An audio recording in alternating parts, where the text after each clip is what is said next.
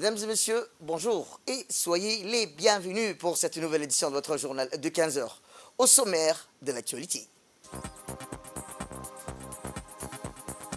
À la une dans l'actualité nationale, plus de 11 000 candidats aux examens du brevet d'études fondamentales pour l'année 2024. Et enfin, dans l'actualité internationale, au Proche-Orient, à Gaza, les denrées alimentaires sont moins chères plutôt, mais restent inaccessibles aux plus démunis. C'était les titres. Merci si vous nous rejoignez. À la une, le ministère de la Femme et de la Famille a organisé aujourd'hui une cérémonie de remise de certificats aux jeunes filles ayant bénéficié des formations offertes par le projet de consolidation de l'autonomisation des femmes et des filles. Eh bien, ce projet financé par l'Union européenne, en collaboration avec les programmes des Nations Unies pour le développement, vise à renforcer les compétences et les capacités des jeunes femmes pour leur permettre d'accéder à une indépendance économique et sociale. La cérémonie a mis en l'honneur les participantes ayant suivi des formations variées, incluant le permis de conduire, la cuisine, la couture et d'autres activités professionnelles. Ces formations ont été conçues pour répondre aux besoins du marché du travail et pour encourager l'entrepreneuriat féminin. Le projet soutenu par l'Union européenne et le PNUD s'inscrit dans une série d'initiatives visant à promouvoir l'égalité des sexes et à réduire les inégalités. Les partenaires ont souligné l'importance de la collaboration pour atteindre ces objectifs ambitieux. Cette cérémonie marque une étape importante dans le parcours de l'autonomisation de nombreuses jeunes filles. Le ministère a annoncé son intention de poursuivre et élargir ses programmes de formation pour toucher encore plus de bénéficiaires à l'avenir.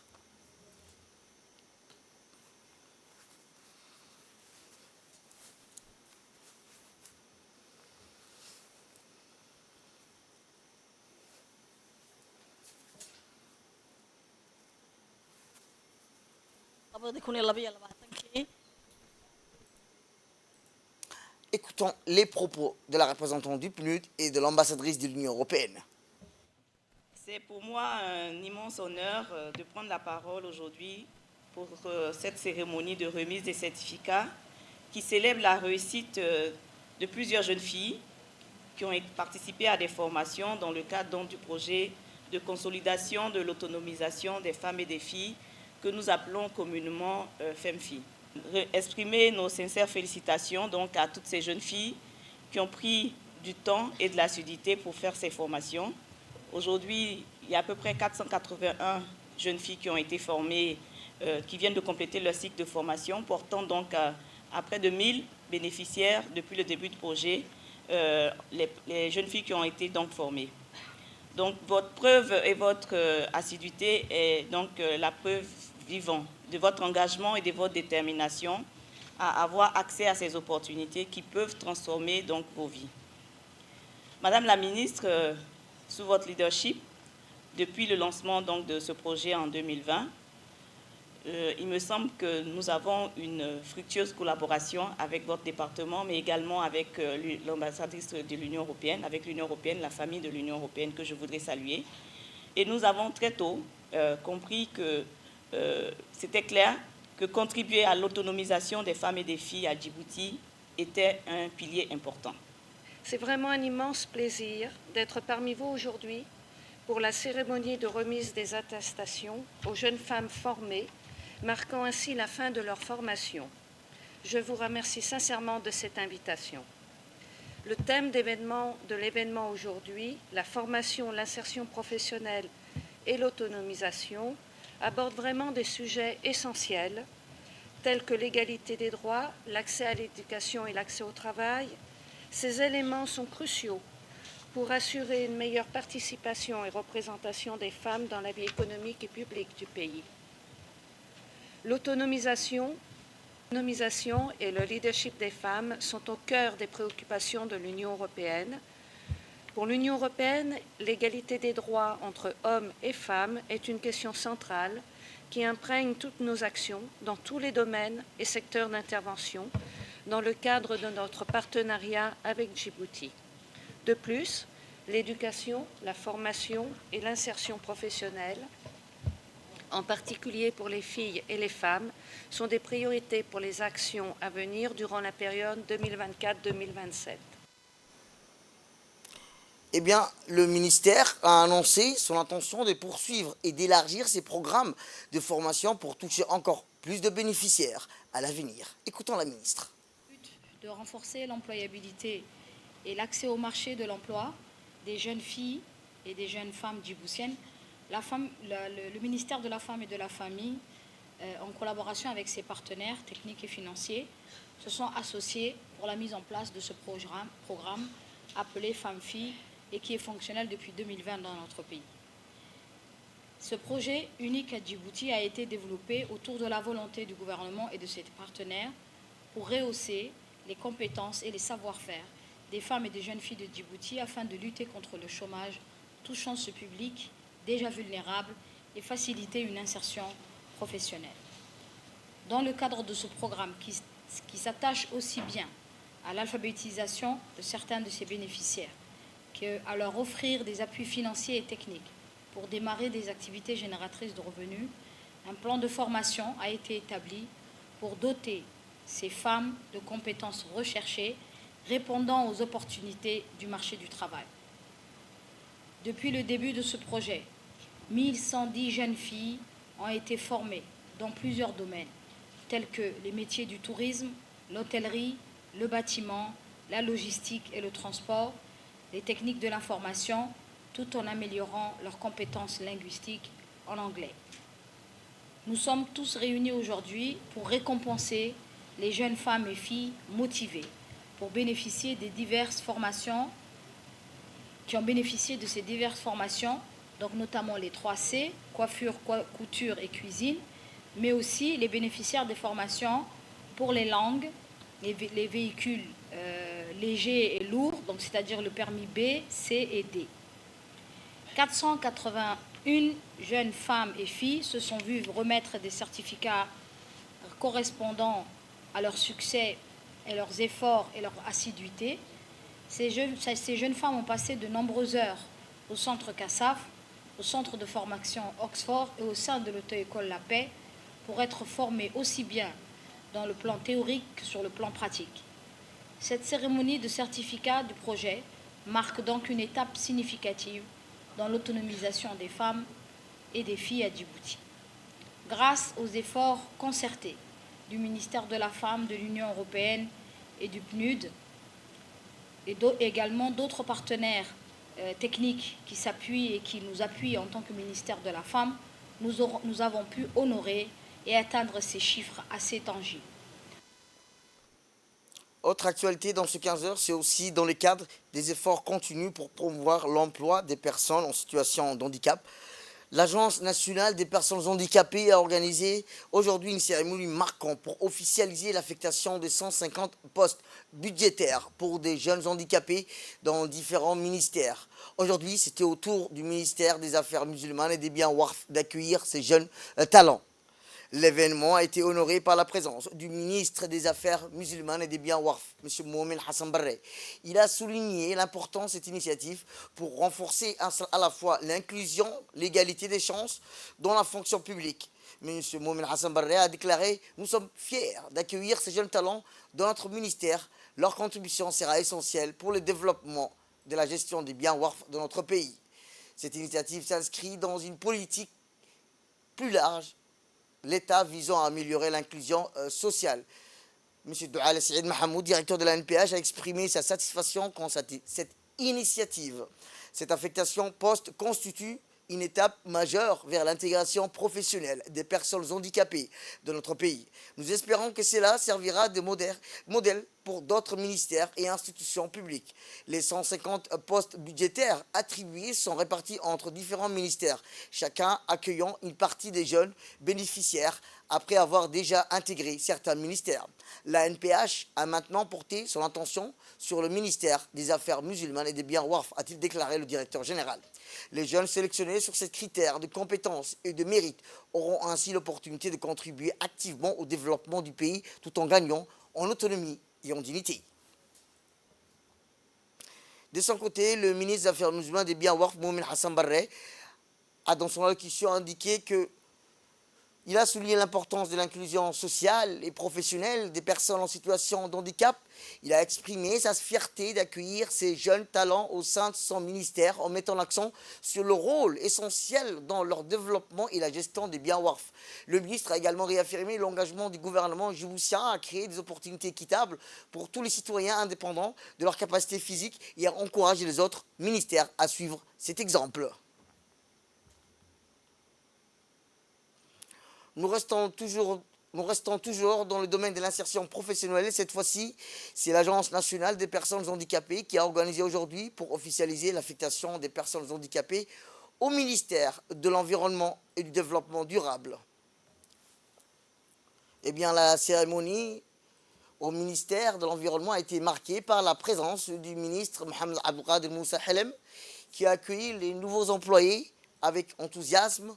Dans son allocution, le ministre a souligné l'importance de cette initiative, l'intégration de ces jeunes au sein de notre ministère, témoignant de l'engagement en faveur de l'égalité des chances et de la valorisation des compétences de chacun.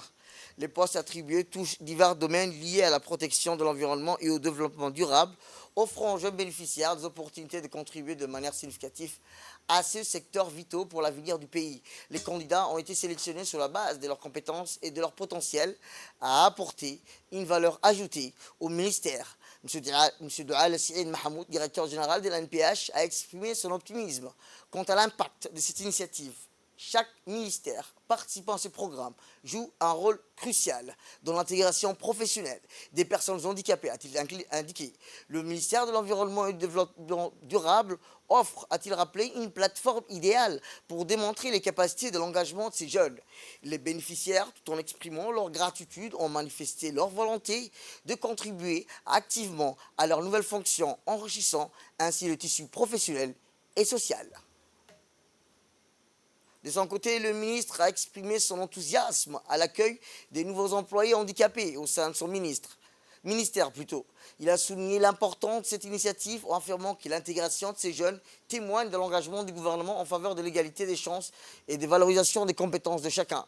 Le ministre a mis en avant les diverses contributions que ces jeunes peuvent apporter dans les domaines liés à la protection de l'environnement, au développement durable, en soulignant qu'ils ont été sélectionnés en fonction de leurs compétences et de leur potentiel à enrichir le ministère.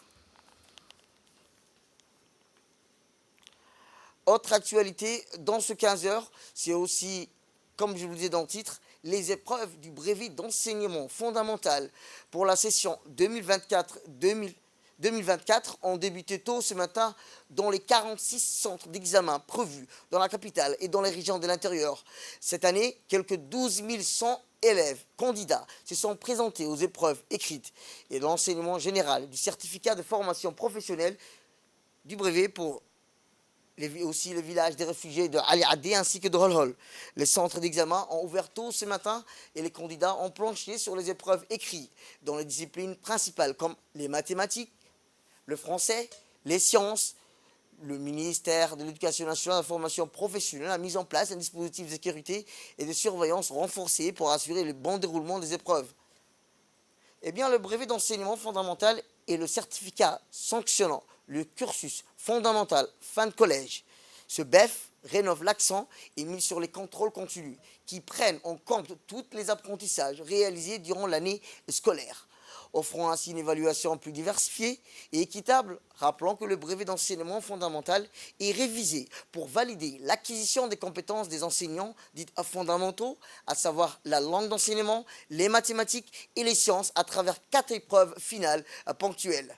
Les contrôles continus sont désormais privilégiés dans la mesure où ils prennent en considération tous les apprentissages réalisés durant l'année scolaire. Et parce qu'ils ont l'avantage de diversifier les évaluations au lieu de les restreindre à une typologie plutôt donnée, limitative, restrictive, ainsi que toutes les disciplines enseignées en 9e année sont évaluées sous forme de contrôle continu, cadre par un seuil minimal à un dispositif d'harmonisation mis en place par l'inspection générale, mais des contrôles communs à chaque établissement scolaire à une évaluation nationale sont autant de garanties et de fiabilité de l'équité.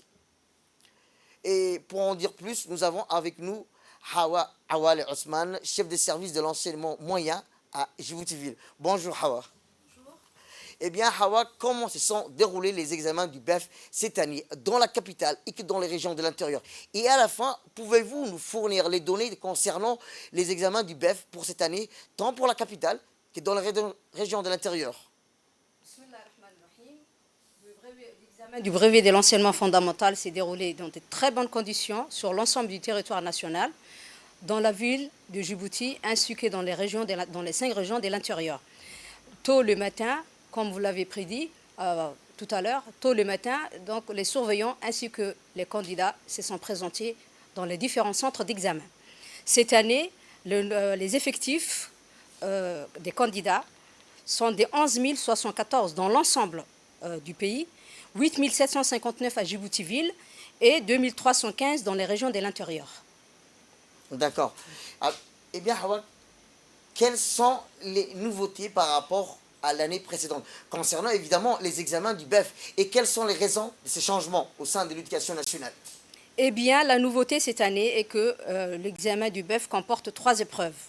L'objectif est de se conformer aux recommandations formulées lors du colloque de 2016 sur la qualité de l'enseignement. Suite à ce colloque, s'en est suivi la révision du curricula, qui débouche sur la révision du BEF, qui comporte 3 épreuves majeures, français, mathématiques et sciences, les sciences comportant la science physique et les SVT, sciences de la vie et de la terre.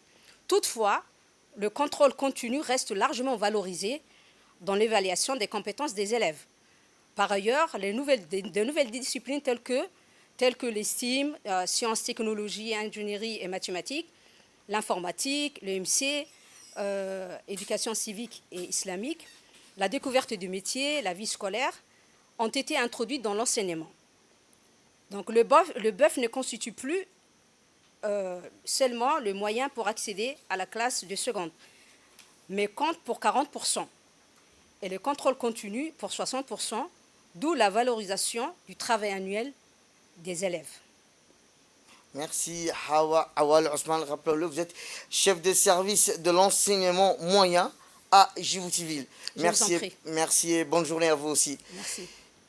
Autre actualité dans ce 15h, c'est aussi le secrétaire général du ministère du Travail qui a procédé tôt ce matin à l'Institut des études diplomatiques le lancement d'un atelier de production des données et systèmes information sur le marché du travail. En effet, cette formation dispensée par un expert international vise à outiller les responsables du ministère du Travail sur l'élaboration et la mise en œuvre d'un système d'information sur le marché du travail conforme aux standards internationaux afin de rentrer le marché du travail plus accessible et plus performant. Eh bien, la cérémonie d'ouverture a réuni entre autres le conseiller technique en communication du ministre Kadir Omar Khalileh, des cadres du ministère ainsi que les bénéficiaires du séminaire issus des différents départements du ministère du Travail. Les travaux de ces séminaires vont se poursuivre jusqu'au mercredi 29 mai prochain.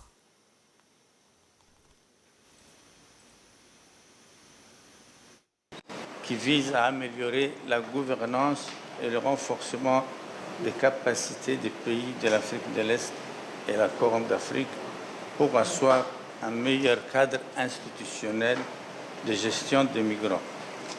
La République de Djibouti a émis des lois et règlements favorables à l'immigration du travail et poursuit ses efforts pour intégrer une dimension normative par la mise en place des outils et instruments juridiques pour promouvoir une migration du travail sûre, ordonnée et humaine, respectant les principes des droits fondamentaux au travail. Il est primordial de disposer de structures qui produisent des informations fiables en temps opportun pour appuyer la réflexion et évaluer les réalisations et le progrès vers la promotion du travail décent.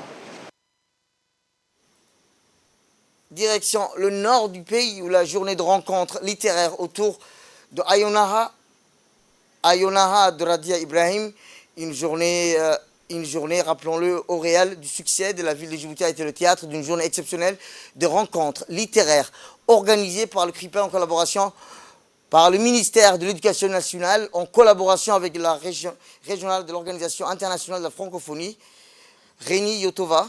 Cet événement, centré autour du livre des contes de Radia Ali Ibrahim, a rassemblé une multitude de passionnés de la littérature, incluant écrivains, artistes, stylistes, entrepreneurs, étudiants, députés, toutes les amoureux de la lecture des contes Afar. La journée a été marquée par une série d'activités, de la discussion enrichissante, mettant en lumière la richesse et la diversité des contes Afar qui retrouvent leur place dans notre société à l'ère numérique. Il convient de souligner qu'à une époque où nos enfants se tournaient de plus en plus vers les téléphones et tablettes, offre une opportunité précieuse de redécouvrir, de valoriser notre patrimoine oral. Les participants ont salué cette initiative qui contribue à la promotion de la lecture locale et l'encouragement de la lecture parmi les jeunes. Les lycéens, les étudiants ayant participé à cette rencontre n'ont pas hésité à prendre la parole pour poser à l'écrivaine les questions qu'ils avaient formulées avec beaucoup de soin. Madame Radia a indiqué qu'elle a toujours été passionnée des contes, ces mondes merveilleux et magiques vécus dans notre petite enfance.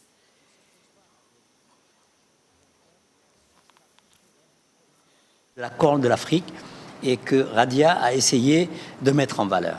Alors ce substrat culturel, il est somalien, il est oromo, il est afar, il est amara, il est tigré, il est vraiment... Et à partir de là, elle nous a tirés vers l'universel. Donc, et quatrième chose que je voudrais souligner, c'est que effectivement, les contes, ce conte arrive à un moment où nos enfants sont beaucoup plus attirés par les tablettes, par Facebook, et qu'on est en train de faire une déculturation. Donc on oublie, parce que nos grands-mères sont dépassées avec les mangas. Donc dès qu'il y a eu les mangas, nos grands-mères n'ont plus eu d'utilité, on les a surclassées, on les a déclassées. Donc avec ce conte-là, je pense qu'il y a une reprise de pouvoir par nos grands-mères, par nos mères, par nos sœurs et par nos frères, parce qu'effectivement, les contes, ça ouvre, comme disait Réni, ça ouvre sur le monde, ça ouvre l'imaginaire, et c'est aussi quelque chose qui permet à l'enfant de voyager à travers le monde tout en restant au sein de sa famille. Eh bien, l'écrivaine Radia Ali Ibrahim a dans son intervention exprimé sa gratitude envers tous ceux qui ont soutenu la réalisation de ce premier livre. Écoutons-la. Bien sûr par mon mari qui a tout fait pour ramener tous les contes qui somnolaient, on va dire, depuis des années, parce que c'est quand même pendant longtemps que j'écrivais, puis j'ai déposé, j'écris, je lisais pour mes enfants, mais jamais je n'aurais cru qu'un jour, ça allait voir le jour. Donc, merci à lui. Et merci surtout au docteur Cheikh Mouata qui m'a beaucoup soutenue. C'est grâce à lui que vraiment aujourd'hui, mes contes ont vu le jour. Et j'en suis très ravie parce qu'aujourd'hui, d'autres enfants peuvent bénéficier. Et dans mes rêves, il y en a d'autres qui vont rejoindre le rêve que j'ai créé il y a bien longtemps, parce que c'est le rêve de la petite fille qui se réalise. Et donc, je suis un peu émue aussi parce que je n'avais jamais cru qu'un jour, il y aurait Radia, écrivaine, pour les contes. Donc, d'autre part, je voudrais aussi remercier l'éditeur qui a cru en moi. Vraiment, c'est quelqu'un qui ne s'est pas posé de questions. Et il a pris le conte et il l'a publié. Donc, je voudrais dire vraiment merci à l'éditeur Discorama, M. Kalpesh, qui n'est malheureusement pas là aujourd'hui avec nous, mais on pense beaucoup à lui. Et donc, merci à la représentante de la francophonie qui a choisi mon livre pour cette journée fantastique. Donc, je n'ai pas de mots, vraiment merci beaucoup. Et ils ont pratiquement tout dit. Pour moi, le conte, c'est quelque chose qui m'a toujours accompagnée. Et j'ai toujours trouvé une voie qui me permettait même quand j'étais grande, c'est vraiment un monde qui vous permet de vous sortir un peu de votre... Peut-être si vous vous sentez mal ou que ça ne va pas, vous avez toujours ce coin du merveilleux dans lequel vous pouvez... Et donc, ça me permettait, quand on raconte, quand on écrit, c'est vous voyagez, en fait. Et ce qui est bien dans les contes, c'est qu'il n'y a pas de limite. Tout est possible dans les contes. Chose qu'il n'y a pas dans la réalité, et c'est surtout vraiment le moyen le plus efficace, je dirais, pour atteindre les enfants aujourd'hui. direction le nord du pays où un accident mortel a eu lieu sur la route de Tadjoura-Balhou, plus précisément au niveau de la plaine Houga de région Dora.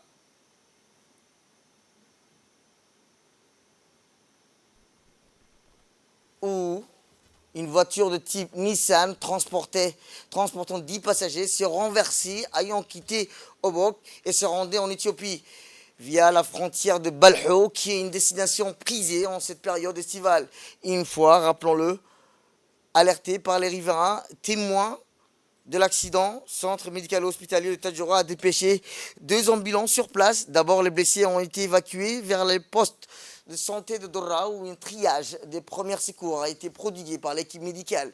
Il faut noter que le chauffeur a été tué sur place. Sur les 5 blessés, une personne a rendu l'âme au poste de santé de Dora. Par l'équipe, des 5 blessés ont été évacués sur l'hôpital de Tadjoura. Hélas, une autre personne a succombé à ses blessures au CMH de Tadjoura. Au total, cet accident a coûté la vie à 3 personnes qui étaient dans la fleur d'âge. Au centre médical-hospitalier de Tadjoura, l'équipe docteur de Mbio se sont activés pour stabiliser les blessés afin de les transférer vers l'hôpital Pelletier. On reste toujours dans le nord où les établissements scolaires de la région de Tadjoura ont célébré le succès du projet Rémédiation en lecture à l'école de Tadjoura. Eh bien, ces projets consistaient à soutenir les élèves en difficulté d'apprentissage du second lycée cycle stream primaire par une prise en charge durant quelques mois par leur enseignement et dans toutes les langues de la région. De reconnaissance, les certificats de mérite ont été attribués aux directeurs d'école et leurs enseignants ayant donné satisfaction à ce projet.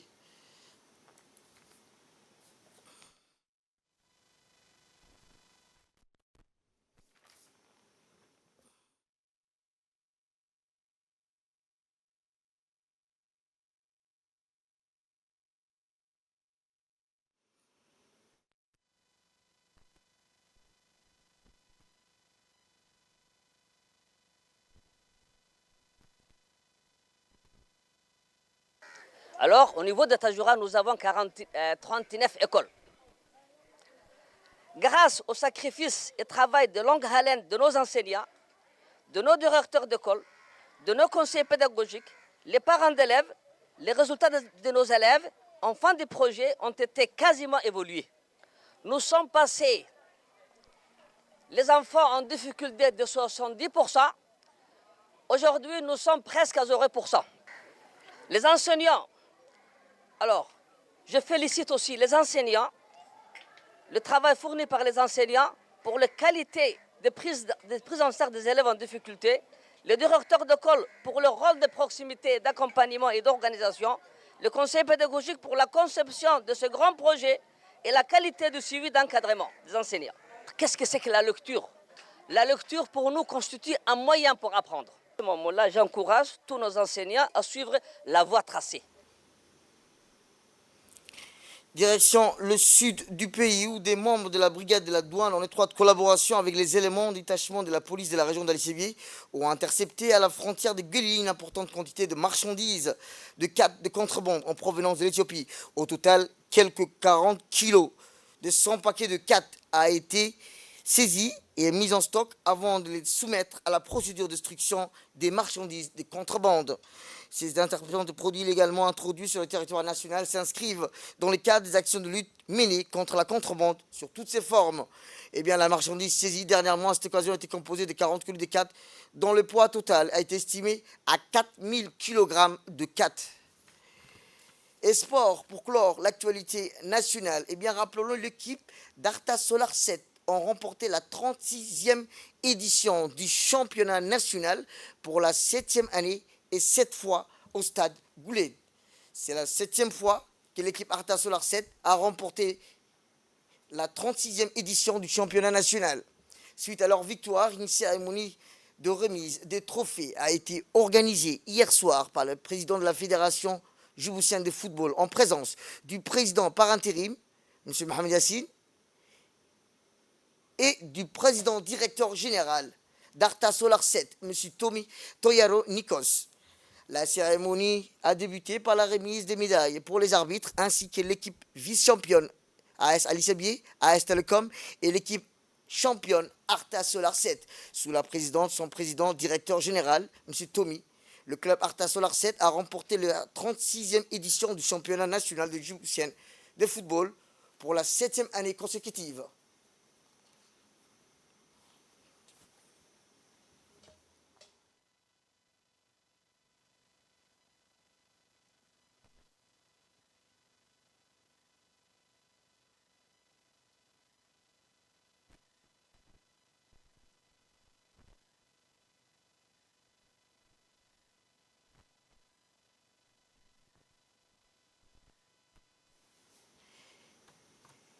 Et non, avant de rentrer dans l'actualité internationale, M. Tommy, notre équipe sur place a pu interviewer le président directeur général, Tommy Toyaro. Je vous propose de l'écouter. Avant toute chose, ce que j'aimerais dire, c'est féliciter mon équipe. Je suis vraiment très fier d'eux. Ils se sont battus tout au long de la saison. Le championnat était difficile, pas facile du tout cette année, avec des choses positives, des choses plus ou moins négatives qu'on devra essayer d'améliorer pour la saison prochaine. Donc on aura l'occasion d'en reparler ultérieurement, mais aujourd'hui c'est un jour de fête et je tiens vraiment à féliciter toute mon équipe, tout le staff technique, tous les joueurs locaux et les joueurs qui viennent d'ailleurs, qui sont là, qui ont participé à ce que ça soit une réelle victoire aujourd'hui.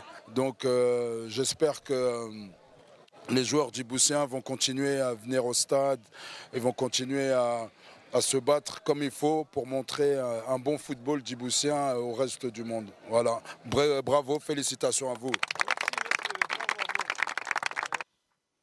Et dans l'actualité internationale, au centre de Gaza, Der al-Balah, les prix des denrées alimentaires sont en baisse. Les légumes, les fruits, les sucres et d'autres produits étaient disponibles sur le marché à prix cassé. Cependant, nombreux sont les Palestiniens de l'enclave qui n'ont aucun moyen d'acheter des vivres, n'ayant pas de travail et donc pas d'argent. En comparaison avec la période précédente, la différence des prix est plus importante. C'est bien ce qui n'est pas bien. Je peux acheter un article spécifique, a-t-il déclaré, cet habitant de Dar al-Balah, et d'autres n'ont pas les moyens de le faire parce qu'il n'y a pas de travail et pas d'argent. C'est tout pour cette édition. Merci à vous de nous avoir suivis. Restez avec nous pour la suite de nos programmes télévisés.